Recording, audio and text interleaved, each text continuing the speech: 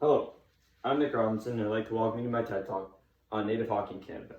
I'd like to start off with a story where you're the main character. Your best friend invites you to join the hockey league you just joined. And you're extremely excited, you can't wait to get involved and participate, but you come from an Indigenous family where they may not have the time, money, or mental capacity to support you during sport. But your excitement blinds you from all the negativity. You go to school the next day, all your friends are talking about the big game last night. You're sitting at your desk, continuing to hope and pray for that one time your parents say yes. But as of now, that can't happen. Indigenous families all across Canada lack the opportunity to play sport. And no matter all the great benefits can provide them with, they just don't have access to it. I think it's best to start off in the past, where maybe the grandparents and parents of this generation were children. Now, chances are they're spending time in a residential school, living in unlivable conditions. These traumatic experiences bleed through the generations and cause horrible effects to the Indigenous youth. The home life for most Indigenous youth can be pretty bad, and hockey can be a way out of this to make their life stronger.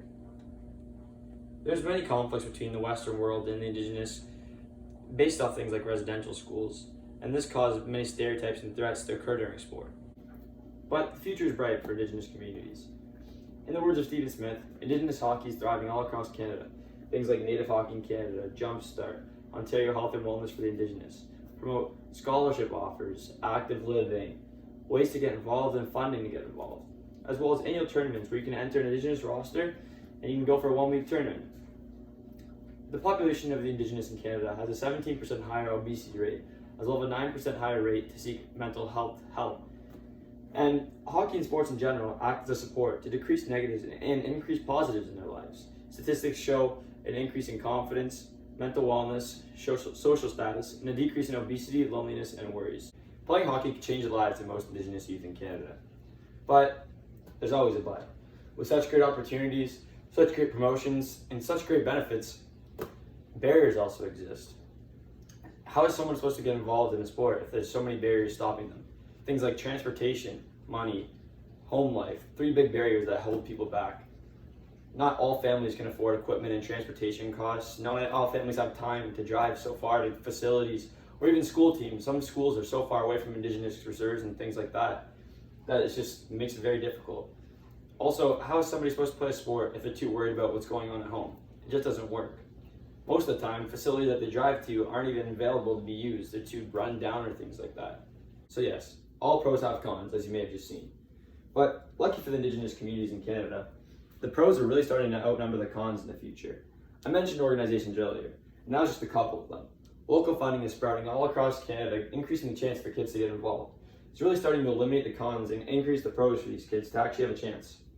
I mean, how effective are the opportunities and promotions to hockey if kids can't have access to them?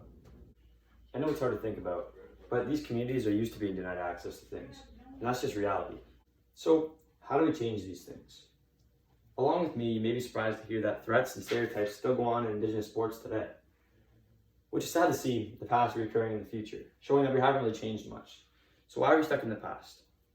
The more funding and recognition these kids get, the better chance they have to build stronger lives through sports.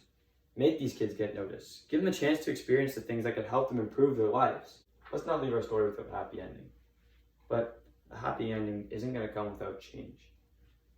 You come home from a rough day at school, and you start to research ways that you can get support. And finally have that chance to join that league that your friends are joining. Lucky for you, due to our help, many research results come up. You're filled with excitement to see this. So you click on one, and you finally find the perfect opportunity that can help you get financial support to get involved in hockey. Now, all that's left to do is ask your parents. Of course, nobody knows what the future holds. But for me personally, I think it would be nice to see that kid finally be able to go home and hear the word yes. I'd like to thank everyone for listening to my TED Talk, and I hope that what I've said today will influence how you act in the future.